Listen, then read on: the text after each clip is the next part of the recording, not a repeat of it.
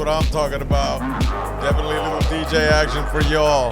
All right, it's time for your favorite podcast. It's time for Survival of the Fittest. It's the soup du jour. I'm Roberto Trevino, your chef online here on the podcast with y'all today. And we got a couple of things we want to talk about. You know, really, you know me, I just kind of want to help people see the light when it comes to the restaurant business, comes to the chefing business, that is. You know, when you're back there and you're sweating, I've always said that the line is the culinary equivalent of war in a positive way. All right, so let's not get all, let's talk about sauces. Sauces are, I think, so important. Now, there's people who say, don't drown your food in sauce. It doesn't need it. You're right, but there's a fine line. And as a chef, you need to recognize that fine line. And a sauce doesn't necessarily have to be your classics like berblanc. Doesn't have to be a hollandaise. Doesn't have to be a demi-glace. It needs to be good. It can be a combination of these things. It can be something super modern with a super old-time mother sauce. And this is what I'm talking about.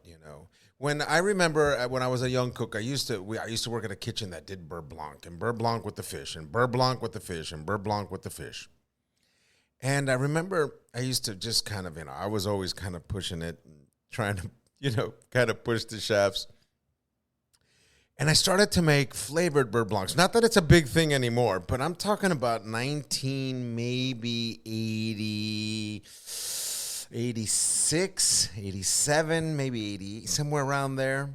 And I used to push my chef. I used to say, why don't we make a wasabi berblanc? And you hear that now and you say oh, really, dude? But I'm talking about way back when. And it was so cool for me to do a passion fruit berblanc and on and on and on. And sometimes I really kind of go back.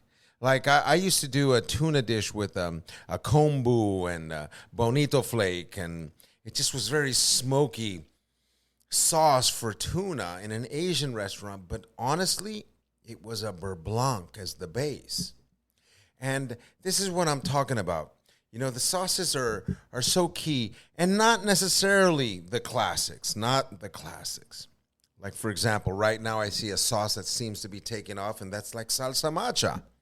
And you say, what's salsa macha? Well, Mexicans don't only make salsa fresca or salsa, chile verde or chile colorado, which I think they're all respectable, to say the least. But they also make sauces like salsa macha, which are like dried chilies and sometimes seeds, whether it be sesame seed or peanuts, and oil. It's an oil-based sauce. And that's become very popular on pieces of fish or pork or whatever the case, on your taco, on the plate. I've always been a big believer of using oils and different things for plating. When I was young, I used to go to art history classes just to sit in on them. And I would learn about the different artists. And there was one artist named Miro from Spain. I'm sure you've all heard of him, who had a particular style of these sort of amoeba shapes and different things. And I just used to be so inspired by that look. I wanted to recreate it on a plate. And I found that oil and like maybe a reduced carrot juice and different things, I could achieve that amoeba sort of shape. And they would add different things to that, like chopped parsley or seeds or whatever the case. And I would use that oil to decorate the plate. So going back to the matcha, I think it's one of those things that, is oil-based. It's got good color. It's very exciting to use. It's not necessarily your same old. And it really kind of takes me to what I'm trying to say here. Yes, sauces. I've made Szechuan peppercorn sauces. I've made all kinds of different things, barbecue sauces and different things, But it all comes down to creativity. And this is what I love about being a chef. You can take some of the classics. You can take techniques that you learned as a very young cook from a very old chef, when you in the 80s when you would do something like, Coquille Saint-Jacques, And how can you make a Coquille Saint-Jacques exciting today? Which is, I don't mind eating a classic, French dish like that. But it's hard to push it unless you are that classic French restaurant. So I say, like, you take that scallop, and you take the breadcrumbs and you maybe add a funky sauce to it and you kind of make it yours by taking the classics, by understanding the fundamentals that have given those classics 100 years or more of life, and you to take it and make it your own, to make it something of today. And this is what I find most exciting. And this is what I want to push you to do. You need to start kind of like studying the classic kitchen and incorporating modern styles and incorporating your creative love of being the chef to do just that. And I think this is what I've always used, and that's why I mentioned some of my early kind of experiments with berblanc and how I would push myself to do something exciting for my chefs, because I did it for my chefs. I wouldn't really do it for the guests. I didn't have that title or that position yet, but I always wanted to impress my chefs, And, sometimes other cooks take that and they call you, oh, the chef's boy, you're just, but ultimately, that's what it takes to sort of get that understanding from your chef. And, I hate to think that the chef-cook relationship has changed. I hate to think that it's sort of a thing of the past. I hate to think that a young apprentice chef can feel inspired and learn from their chefs. And I hope that never ends, because that is the beauty of being in the kitchen. That is the beauty of looking to work with that one chef. That chef that is, the hot chef in town, or the big chef in New York City, or you travel the world, to work with different chefs and different things, or just that chef that really is so dedicated to his kitchen, and he is that man. He is in his kitchen, or that woman, because I've had some excellent women chefs in my life as well, and excellent women sous chefs who really are the best, by the way, because they can crack that whip and you don't get any pushback from, not like some guy chef that gets a young cook and they're like, don't tell me to me like that. But the woman sous chef or the woman chef gets away with murder in the kitchen. But hey, it is what it is. But what I'm saying is, that relationship, that is golden. And I'm hoping that all you chefs out there can recognize when you have talent in your kitchen, or you can help create the talent in your kitchen that helps you push not only them, but your kitchen forward. And it brings in a sort of freshness when you have young people sharing their thoughts and their experiences and their ideas of what is exciting. And sometimes, the older you get, I don't want to say you get out of tune, or out of touch, but you might not know what is happening out there because you're so dedicated to just doing your thing. And this is where a little bit of outside influence can take you very far and can be that vehicle to push that creativity. Never be afraid to recognize talent, and never be afraid to hire people that you think are more talented than you. And you may have all the cards and you've got the years and the experience, but you need to be able to recognize that talent.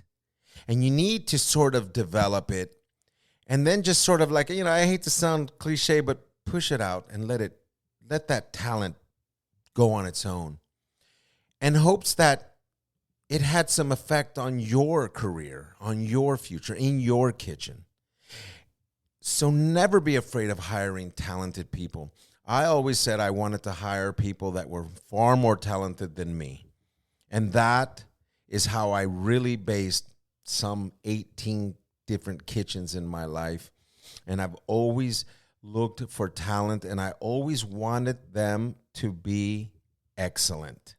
Not be under my thumb, not be under my control, not belittle, even though I've done my fair share of being a harsh chef, but it was only to push people to excellence. And that, I think, is the key.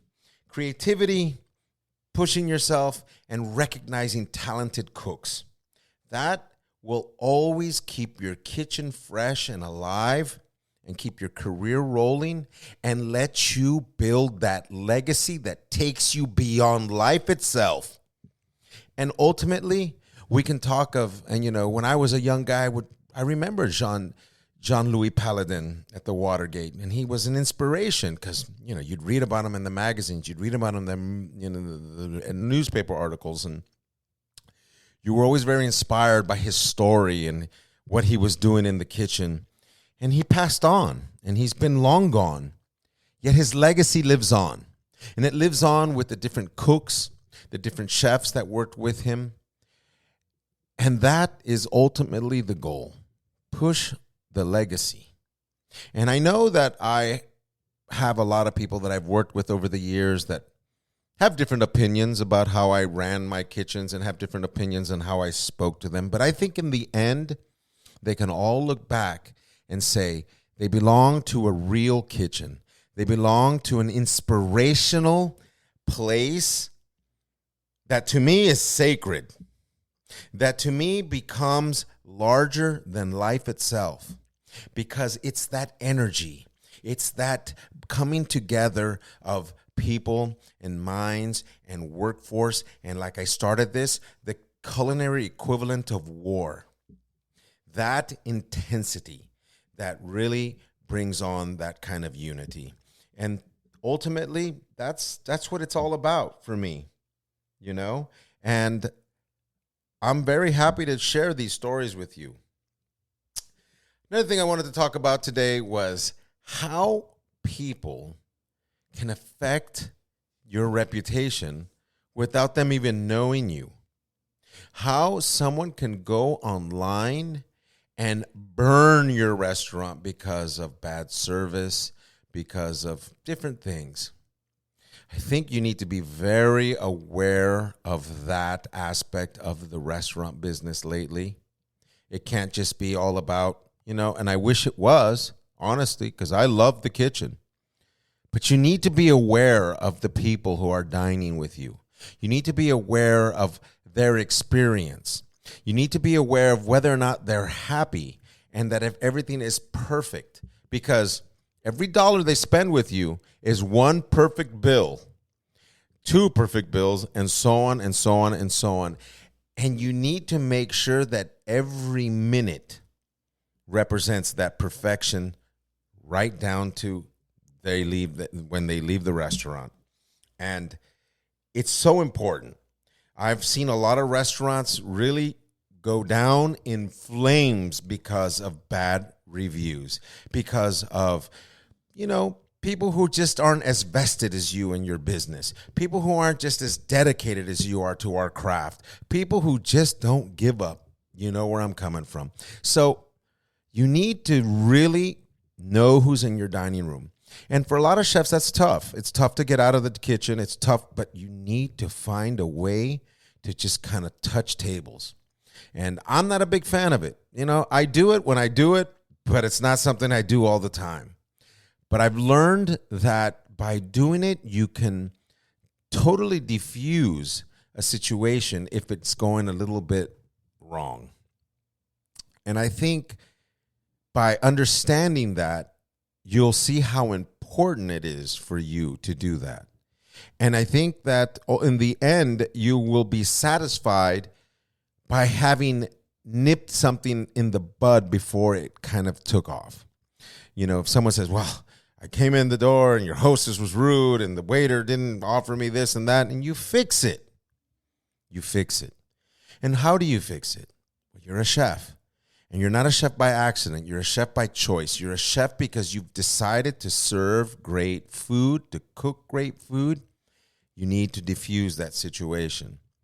And you need to share what you do with that person or those people when they're not happy. And you need to fix it. And it's not hard to fix. Maybe an extra drink, maybe a dessert, maybe just I really appreciate you being here. I do apologize about this and that. Please come back, be my guest. 5 times out of 10, 50% of the time, they won't come back. They'll come back to eat as patrons, but they won't come back and hold you to that, you invited me to eat free. They just won't. Some do, but not always. Maybe you just say, hey, I took care of your apps. Hey, here's our excellent flan. And everyone knows that a flan doesn't cost you an arm and a leg to make. You can give it to somebody and it goes very far. I think you need to recognize that before that person gets online and burns you or burns your restaurant. They don't know how hard it's been for you to get to that point. And they don't care, not because they're mean, but because they're just not satisfied. And you need to do your thing to make sure they're satisfied. And that's my recommendation for that recently. And I'm going to bring this gentleman on that we're trying to get hold of him. You need to meet this guy because he is a super duper dude. All right. He is so cool. We went to Orlando Brewing, one of our sponsors, happy to say. And we were there, and they do these sort of cookouts, and they bring different chefs in. And they had a food sort of truck that's called Follow the Smoke. It's Memphis-style barbecue, and this guy is awesome. And he just, he doesn't marinate. He does his dry rub. It's Memphis-style, and he just throws them on the fire, not like, indirect heat kind of smoking, but right on the fire, kind of just embers going. Big old thing. It was like I think he said it was some kind of like a propane tank. And I'm not talking about one of those propane tanks you put in your house or you have on the side yard or something like that or under. I'm talking this big old thing. And it just was like full of ribs and chicken. And this guy's just doing his thing. And, in my head, I'm doing the math and I'm saying, you know what? And he didn't have any helpers. He didn't have a sous chef. He didn't have, cooks or anything. It was him. He had his dry rub. He was rubbing the meats down and cutting them up and throwing them on that fire and said, in 2 hours, and he has that genuine, I'm cooking and I love to cook and I love to feed people attitude. And I really got to introduce you guys to this guy. So we're going to find him and I'm going to bring him on the show and we're going to just share some chatting with him. Also, in the near future, I'm going to introduce you a very special lady who she is amazing. I'm looking forward to it. And I'm not even going to share her name yet because I want to keep it a secret. But she is definitely the foodie's foodie. And she is the blogger's blogger. And she is dynamite because she's so cool and her story is amazing. All right. So basically, I'm telling you what. Follow the Smoke coming soon. The foodie of foodies coming soon. Keep in mind, do your thing to make sure you keep your guests very happy. Push yourself create, the creative side of your business, push it. And always recognize that talent you're lucky enough to have in your kitchen. All right? So, ladies and gentlemen, once again, it's such a pleasure to be with you. Here again, we're continuing to move forward, inspire people, get cooks cooking. And I tell you what, survival of the fittest is the soup du jour. I'm Chef Roberto Treviño. I'd like to thank all of our listeners in Japan, Ireland. We've got a lot more new followers in Turkey. So welcome, Turkey. And we look forward to mixing it up with all of you in the near future. Take care. Thank you very much. Puerto Rico, Mexico, Texas, my beloved family in Texas. All right. New York City, where I have a lot of chef friends. I'm just saying hello to everybody. We'll see you soon. Take care.